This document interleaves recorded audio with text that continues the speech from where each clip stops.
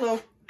I just wanted to make a quick video describing this little jig I made that is not something that I would probably use regularly, but it's something that I made to repair some finish problems with regards to decorative items on my guitar builds.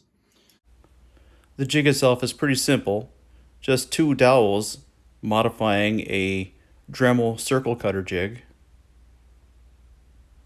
The left dowel serves as the guide for the bit, and the right dowel is adjustable so that it fits snugly inside the sound hole, reducing play. I've got it all dialed in, the right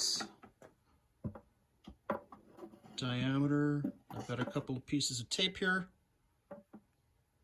to keep her from getting bound up too much, and just to move around in there like that.